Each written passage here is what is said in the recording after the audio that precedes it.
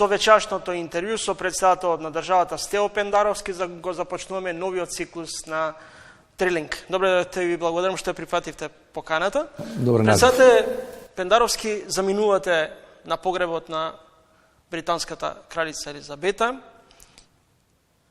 70 години на тронот. Какво значење за Македонија имаше Елизабета II? Знаете, ја гледам ова полемика во некои делови од општава јавност, не само кај нас. Дали треба да се оди, кој оди, дали на еден монарх кој во суштина има наследена власт, не иде на избори, а доминантна карактеристика на денешните демократии се именно избори, дали треба да му се дава такво внимание. Мојот резон, и верувам на повеќето од ова политичка гарнитура и предходните генерации на политичари на Македонија од 90 до денес, разбираат дека почит мора да се даде кон монархот, кон кралицата на државата, која, ја тоа го кажувам во неколку наврати сосема отворено и стојам за тоа тврдење, заедно со Соединените американски држави беше веројатно најзаслужна за нашето меѓународно етаблирање. Да не забораваме, британската дипломатија во 1991-1992 пред да станеме членки на Обединетите нации е практично предводник на процесот. Дури ни американските дипломати не се толку такви предводници на процесот, за да влеземе под референцата во Обединетите нации. Што во тоа време имаше и тоа како големо значење, зборувам не за референцата, за членството во ЮН. Во 1993 година 12 земји членки, тогашната Европска економска заедница, беа против признавањето на Македонија под исто името Македонија. Но Британија, тогаш како председавач, ја избоксува одлуката да бидеме признаени. Но и натаму во јавноста, домашната јавност, по смртта останува впечатокот дека можеби монархијата и не беше така благо наклонета кон македонците во време на грчката граѓанска војна. Дали и вие тоа го делите како став? Јас се разбира дека не го делам од проста причина. Значи, Елизабета II е кронисана 1952 година. Нели годинава славевме 70 години од тоа како е на тронот, а граѓанската војна во Грција е 46-49. Значи, 3 години по завршување на граѓанската војна. Елизабета II доаѓа на тронот. Не велам дека 46-49 британските и дипломати и воени сили имале позитивна улога за нашите што живеат таму, што живееле тогаш таму, меѓутоа тоа нема никаква корелација со Елизабета II. Што била сосема друга политичка констелација и други луѓе на тронот. Она што е значено плюс да додадам, значи кога Македонија станува независна држава, првата деценија знаете дека е со тешки породилни маки, по многу основи. Од тектонските промени во политичкиот и во економскиот систем со приватизацијата се заклучно со 2001-та кога имавме практично бунт на албанците тука, барајќи поголем влог во водењето на македонската држава. И 2001 и рамковниот договор. Предходно, пред да биде потпишан, во позадина, во значајна мерка, беше изработен или помогнат од американската и од британската дипломатија и од некои други институции на таа држава. Значи, и тука треба да им бидеме благодарни. Нашите домашни сили, нашите домашни тогашни политички авторитети се пред се за да им се каже благодарам за тие напори што ја спасија државата од голема граѓанска војна и можна поделба, но факт е дека од надворешните фактори неспорно е Соединените американски држави и Обединетото кралство беа и тука предводници во смирување на состојбата и во враќањето на таа побуна во институциите на системот. На светската политичка сцена империјалната моќ на рускиот председател Владимир Путин очигледно во овој период доминира. Светот како да е на некој начин зависен во моментов од рускиот газ, енергенсите. Дали по овој конфликт, после оваа руска агресија, кога и да заврши, ќе бидеме сведоци на ново геостратешко поместување? Јас мислам дека геостратешко поместување ќе има секако, веќе се случува, а по завршување на војната, како и да заврши, а јас мислам дека сите шанси се да заврши со пораз на Русија, не зборам само за воен пораз. Но председателот Бајден, американскиот председател, вели дека војната ќе трае. Значи, велам, кога и да заврши, не можем да видам како Руската Федерација може да окупира и да држи под своја контрола нација од 45 милиони со онолкава територија. И со онолкав отпор на самите украинци кои се бранат себе си и својата земја. Значи, поместување веќе се случуваат. Моја проценка е, иако е тоа тешко да се каже дефинитивно, или со 100% сигурност, дека, за жал, ова страшна стратешка грешка на страна на председателот Владимир Путин, практично и веќе ја спушта втората железна завеса меѓу Западната алијанса и Руската Федерација, која постоеше се до падот на комунизмот. И моje предвидување е дека Руската Федерација во годините, да не кажем и децениите кои доаѓаат, ќе биде изолирана на меѓународната сцена. Значи, нема да биде ни близу на она меѓународна репутација, углед и реална сила или политичка моќ на сите 5 континенти, како што беше до пред 24 февруари оваа година. Председател Пендаровски, како ја оценувате моменталната безбедносна состојба во државата и дали треба да ни биде некаква индикација неодамнешната одлука за купување на оружје и за подсетување само пред неколку месеци српскиот председател Вучич најави дека и тие набавуваат ново оружје. Не. Гледате, значи не сакам да ги коментирам потезите на другите државници председатели. Набавка на оружје во ек на криза. Набавката на оружје и на државата која спомнавте и на некои други држави во регионот се случуваше и пред кризата. Може да си го поставите прашањето заради што сега набавуваат оружје, меѓутоа ја тоа прашање ниту одговор нема да дадам, бидејќи не е моја надлежност и не би сакал од позицијата на председател на соседна држава да коментирам што прават моите колеги низ регионот. Но една работа е сигурна, јас сум 100% уверен во тоа. Значи, нова војна од типот на 90-тите нема да има на Балканот. Од типот на оние со кои се распаѓаше, низ кои се распаѓаше поранешна Југославија. Ресурсите се исцрпени, големите идеи за големи држави се поразени, нема никаков ентузијазам, волја кај ниту една од локалните регионални нации да поддржува такви воени авантури, налик на ова што го прави Путин во Украина. И конечно меѓународниот фактор е дефинитивно уверен и сигурен и подготвен. 30 години вложување во овој таков мир како што го нарекуваат некои, да не дозволи повторно да се разгори. Значи, конфликти од големи размери слични на оние од 90-тите нема да гледам, и тоа е добро. Тоа мисля че е одлична порака за сите нас што живееме тука. Може ли да се соочиме со една непријатна ситуација при разврската на српско-косовското прашање? Ние како земја членка да се бараат да се произнесеме при евентуален некаква разврска во однос на дијалогот Белград-Приштина?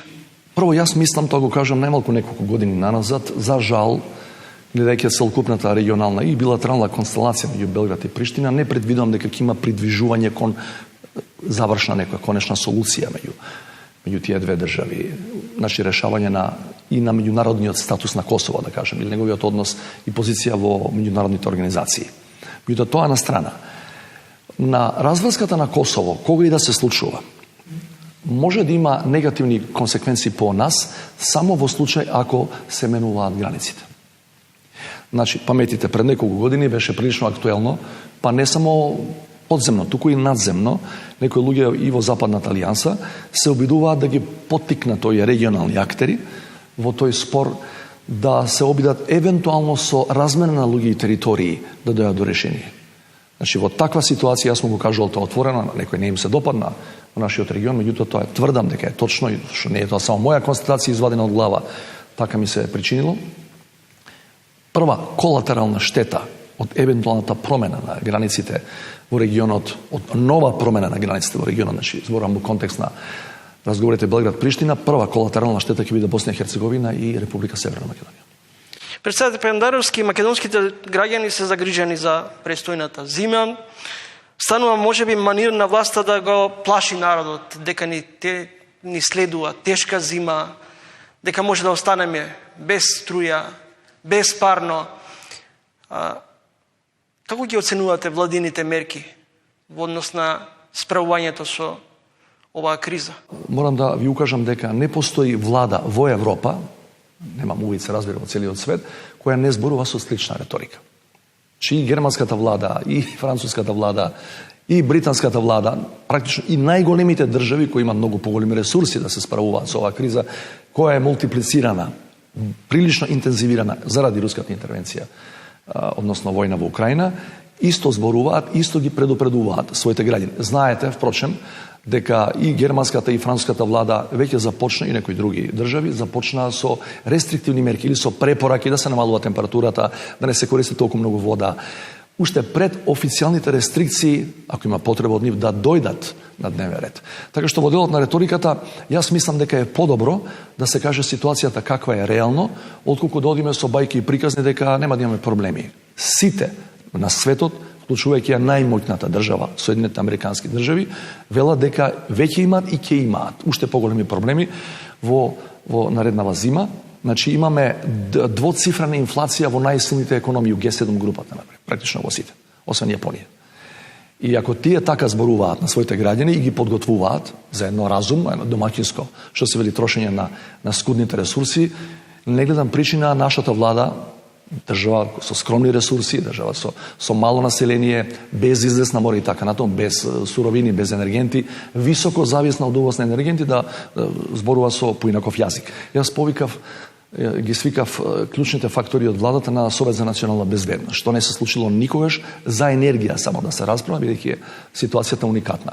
На самиот Совет за безбедност беа презентирани сите планови, сите мерки на влада до овој момент, и неите предвидувања колку ќе ни треба од енергија да увеземе и која сума на пари ќе треба да биде издвоена, за да се помогне на ранливите категории и на бизнисите, бидејќи без да се помогне на бизнисите, ние не можеме да очекуваме дека се друго би функционирало во оваа држава зборам во материјално-финансиска смисла. Може ли да ја менаџираме оваа енергетско-економска криза до степен да обезбедиме каква таква нормална функционалност на фирмите, а и граѓаните да бидат колку толку спокојни, дека ќе пребродат зимата? Ја чуте изјавата, јас инсистирав и премиерот да излезе на пресконференција заедно со мене, затоа што тоа прво не е моја надлежност, меѓутоа не сакам тоа неговото реферирање на надлежните министри, не сакам да остане само меѓу членовите на Советот, туку и македонската јавност има право да знае. Неговите предвидувања беа дека правиме се да нема проблем со снабдувањето на енергија, да нема рестрикции и да функционираме колку што е можно, со поддршка од државата се разбира, поинаку не е можно, функционираме на релативно нормален начин. Проценките кои тој ги изнесе на тој прес се дека од ова што сега може да се процени, дека околу 300 милиони евра ќе ни требаат за увоз на различни енергенти, за да можеме да влеземе во таа релативно нормална прва половина од зимата, да ја наречам. Меѓутоа, ако војната продолжи, а проценките се дека ќе продолжи 2023-та, таа бројка ќе биде далеку поголема. Значи, можно е, ова е интересна една паралела која ја направија експертите во таа област, не знам дали е споделувана во јавноста, можно е, ако војната продолжи, значи и 23-та, па фати и следната сезона, грејна, можно е, значи, во првите 18 месеци од војната, да претпоставиме дека ќе трае толку, дека цената на чинење на нашава држава, за да го преброди тоа на релативно нормален начин, ќе биде слична на цената која како држава ја плативме за 2 години пандемија. Со сите 6 пакети на економски мерки. Според анализата на Финанстинг, предвидувањата се дека во 2023 државата ќе влезе во сериозна рецесија. Предвидувањата се дека ако продолжи војната, ако дојдеме во следната грејна сезона, практично нема да има држава во Европа која нема да влезе во рецесија. Јас денеска ги видов најновите проекции за германското стопанство, тие предвидуваат, најголемите нивни експерти од нивната стопанска комора, дека е невозможно Германија да избегне рецесијата. Се удрете ЕСАП, не знам колку е тоа точно, бидејќи тоа предвидување. И тоа факт е дека ако најголемите економии на светот предвидуваат или не исклучуваат и опција и сценарио за рецесија, да ви кажам колку и најголемите умови не се во состојба да предвидат многу далеку, затоа што ситуацијата е флуидна, прилично динамична и непредвидлива. Зборувам пред се за руската војна во Украина. Дали се обидувате малце да релативизирате кризата со тоа што аргументот го бараме во фактот дека целиот свет е во криза, во рецесија? Тоа е факт. Види, ова сакам да подкрепам, бидејќи ја не сум експерт во економијата, меѓутоа еден од најголемите умови во економијата, Пол Кругман, беше во Скопје пред неколку месеци. Тогаш, не знам дали го кажа тоа во јавност, ја имав посебна средба со него, го прашував тој аспект, бидејќи војната беше тековна. Тој ми вели, не предвидувам до крајот на годината минимум дека ќе има рецесија на глобално ниво. Сега некои експерти бидејќи гледаат какви се ефектите од таа војна на русите во Украина, а уште зимата не почната, велат можно е да има и на глобално ниво рецесија. Значи ако еден Пол Кругман може да промаши во предвидувањата, и затоа се вратам на вашето прво прашање, јас стварно мислам дека е добро да одиме со по-лошите, по-песимистичките сценарии, за да ги плашиме луѓето дека да ги подготвиме дека може да биде и така. Гледам дека најголемиот дел влади во Европа тоа го прават. До сега се издвоени повеќе од половина милијарда евра за енергетската криза. Толку пари пред речиси 5 години се проценуваше изградбата на Чебрен. Дали може би енергетската криза се злоупотребува за некој да профитира на грбот на граѓаните? Ги знам тие шпекулации, ги слушам тие критики со години. Имаме ли воени профитери? Знаете, јас се сомневам дека нашето невложување во енергетски капацитети 30 години најмалку е направено затоа што некој, не знам, во 90-тите, во 2000-тите или до пред 5 години мислел дека ќе има војна во Украина и вели ќе отидат цените многу високо и така да профитираме. Че не мислам, профитерите се јавуваат секогаш кога имате кризи, војни конфликти, меѓутоа тоа е пред се недостаток на стратешко размислување на сите политички елити од 90-та до денес, кои гледаат само да го истераат мандатот, а да не вложат во такви големи капитални инвестиции во енергетскиот сектор. Знаете зошто? Затоа што, за жал, ние сме купи ден помени политика. Ние секој пат гледаме во рамки на нашиот мандат. Гледаме краткорочни мерки, независно која партија на власт. И ако ќе вложите во енергетски капацитет таков, не знам, таква пропорција, вие знаете дека ефектите од тоа нема да ги дочекате во вашиот мандат, па дури во вашиот втор мандат. Следите тренинг, мој соговорник е председател на државата Стево Пендаровски. Господин Пендаровски, референдум. Дури свесно или несвесно, ВМРО ДПМН да не ја запазиле процедурата во однос на идејата да им се даде шанса на граѓаните да се изјаснат околу договорот со Бугарија, кој зошто се плаши од референдум и која е разликата меѓу оваа иницијатива на ВМРО ДПМН да се изјаснат граѓаните на референдум околу договорот со Бугарија и референдумот од Преспа? Горест, има тука неколку нивоа кои би сакал накуса да ги прокоментирам. Има тука правен аспект, има процедурален аспект, има политички аспект на референдумот. Во однос на внатрешните парламентарни процедури, дали ги почитувал Таладжев или не ги почитувал, тоа се надлежни други да ценат, навистина не го знам тоа.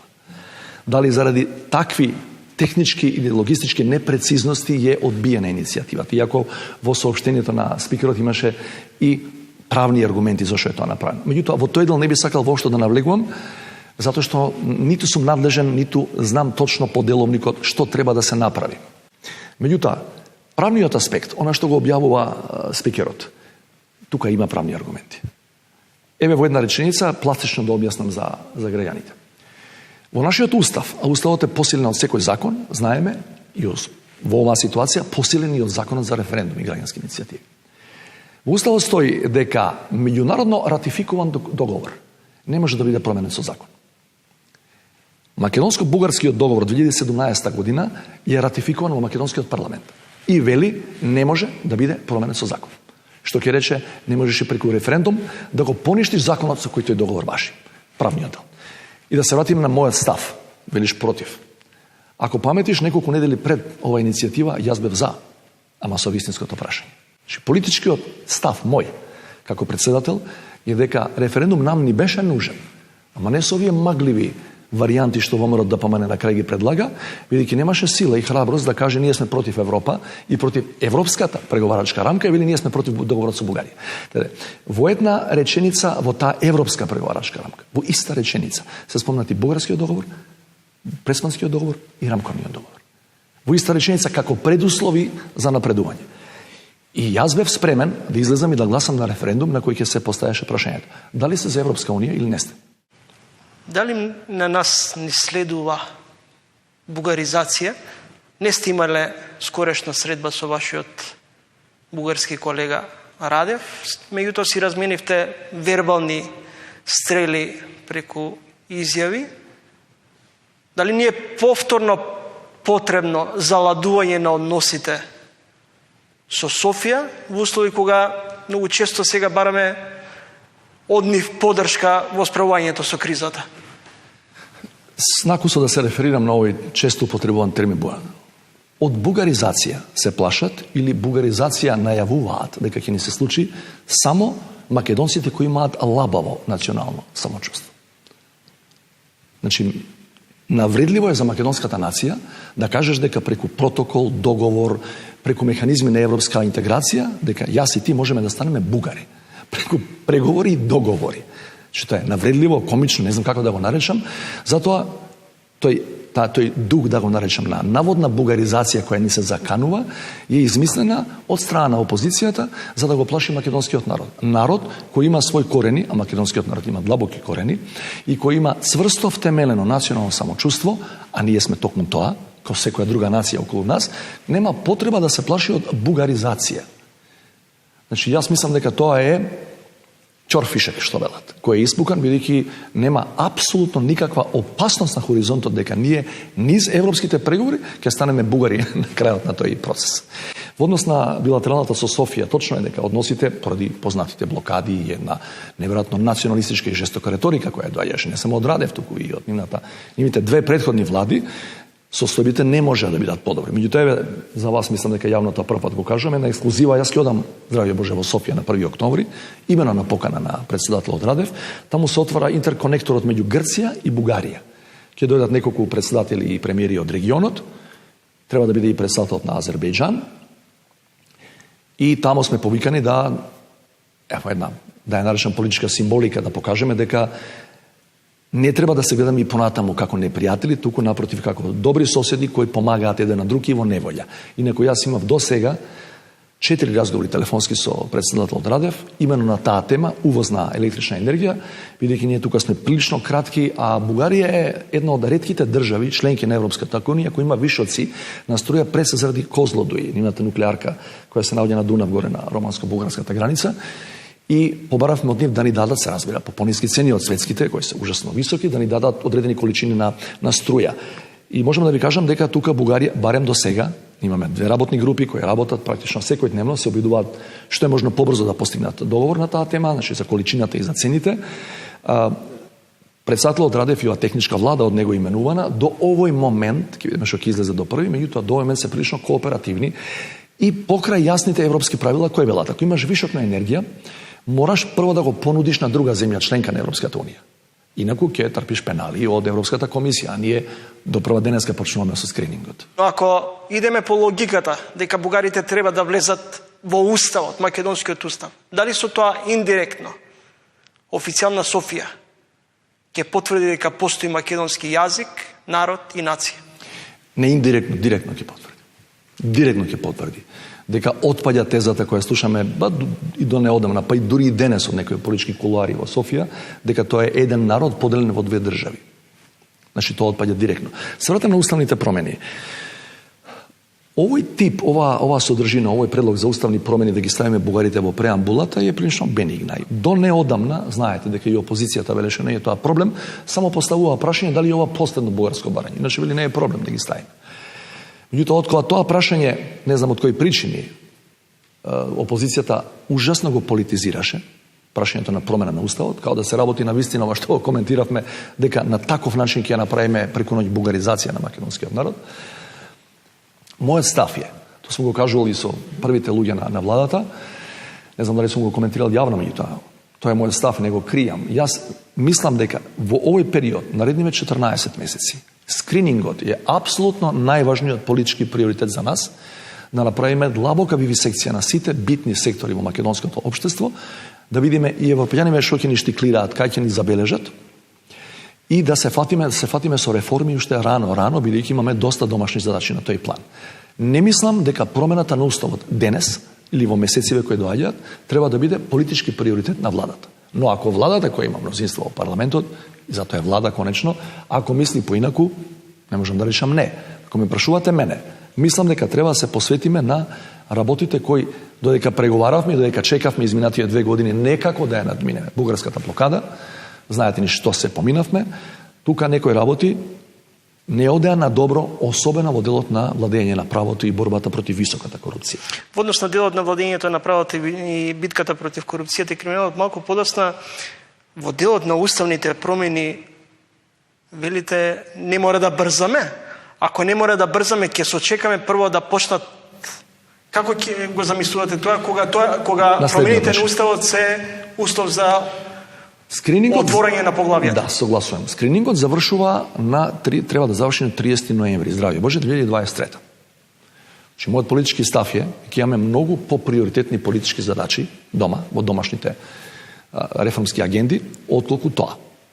Што сугерирам всушност? Да го исчекаме да заврши скринингот и практично тоа ќе биде веќе декември, влагаме неколку месеци во предизборна кампања за следните парламентарни избори. Нели е пологично, по завршување на скринингот, кој така доаѓа предизборен период, да се исчека следните избори и тој што ќе ја добие довербата на граѓаните, понатаму да се обидува да направи 2/3.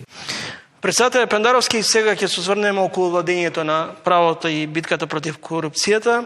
Дали во судирот меѓу обвинителството и финансиската полиција препознавате обиди да се обструираат и истражат одредени високи политички структури? Не верувам дека станува збор за обид да се сменат некои високи носители на судско-обвинителски функции со цел да не процесуираат некој висок функционер, како што има шпекулации во јавноста. Повеќе мислам дека се работи за јавно препукување на носители на тие високи функции во таа сфера кои се предизвикани од лични мотиви.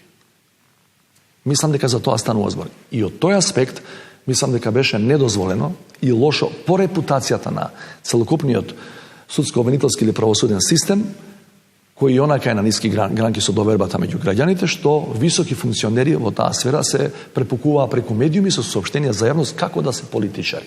Тоа требаше да се реши во рамки на телата и органите надлежни во нивната област, а не јас тебе изјава, ти мене изјава. Мислам дека дополнително го спуштија угледот и на институциите кои ги раководеа во тој момент и на целокупниот систем кој знаеме по последните мерења нема повеќе од 8% доверба. Не ви се чини дека можеби клучните институции кои треба да работат во битката против корупцијата и криминалот, всушност ни покажа дека се соочуваме со распад на системот и суспендирање на владењето на правото. Гледе, ако состојбата е катастрофална, довербата на граѓаните, недовербата од 92% покажува на кој ниво е. Тука не треба да трошиме зборови и да ја опишуваме состојбата. Се вратам на твоето претходно прашање. Да е нова судско-обвинителска постава во прашање, па да речеш, тие се обидуваат ова што претходно некој од високиве функционери сгрешиле да го санкционираат, или да го процесуираат. Меѓутоа, овие луѓе за кои конкретно зборуваме, без да именуваме, се по неколку години на чело на тие институции. Многу би ме зачудило, ако до сега го знаеле тоа предпоставено незаконско постапување на некој висок функционер, а реагираат дури после неколку години. Дури како важен и договориме стабилизирачки фактори делот неколку владени коалиции, многумина ќе речат е заштитена мечка во власта. Сега ќе ви прочитам цитат од универзитетскиот професор Гордан Калајджиев, кој вели: дуи се недопирливи и имаме многу малку случаи на корупција во тој дел. Иако знаеме дека во добар дел моќта на оваа политичка структура е голема. Има многу озборувања за криминал и корупција, а не гледаме никакви постапки и тоа кај луѓето остава впечаток дека тие се заштитена мечка. Дали за едни е мајка, за други е макија? Не, еве зошто. Ќе ви направам паралела со други политички субјекти. И ќе вратам малку на нас. Се разбери денешнинава ќе ја коментираме. Прво не би сакал во принцип одреден политички субјект, без разлика дали е власт или опозиција, да го коментирам од аспект дали е недопирлив за правосудните органи. Меѓутоа, мислите дека, велиме, дуи се заштитена мечка. Мислите дека луѓето од СДСМ или ЛДП и другите не се заштитени мечки? Па зошто велиме дека има многу мал број случаи 30 години наназад на високи функционери кои заглавиле затвор? Значи, еве да ја земеме не дуи, овој така наречен македонски дел. Да ја вратам уште поназад. Слушајќи ги бомбите на Заев, знаејќи што се правеше власта на Груевски 11 години додека беше на власт. Стварно мислите дека сите големи риби од таа структура политичка заглавија во затвор? Знаете кој лежи затвор? Лежи затвор Гордана Јанкуловска. за набавката на Мерцедесот. Знаеме, значи, луѓе кои стана мултимилиардери, се надвор од било каков допир или контакт со законот. Никој не ги ни бара. Иако ги бара, а знае кај се, пак не сака да ги најде.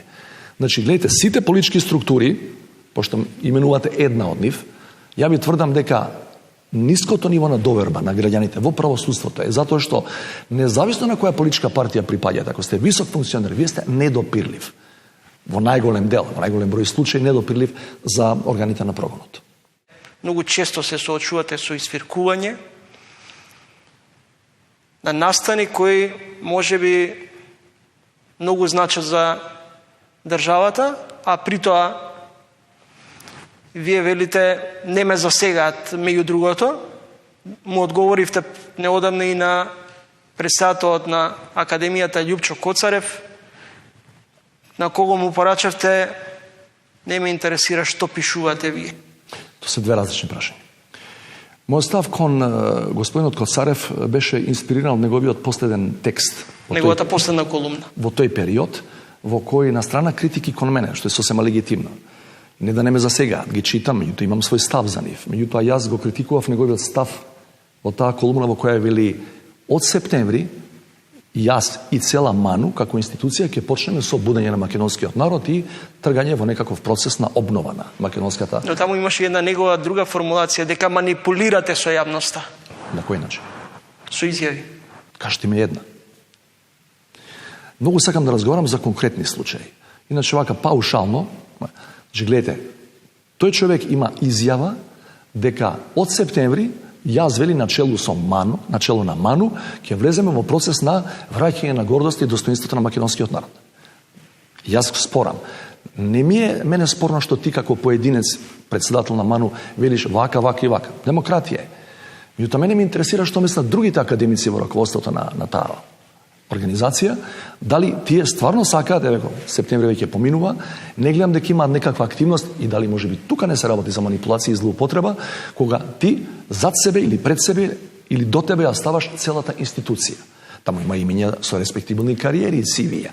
Значи, мене ме интересира, ако велиш, заедно со МАНУ тргаме сега во процес на обнова, преродба на македонскиот народ, кој е згазен од овие сега и од овие претходно, ме интересира дали е тоа вистина. И затоа велам, ако е тоа вистина, ако цела институција стои, чесно е да се регистрирате како политичка партија, МАНУ политичка партија и да излезете на избори.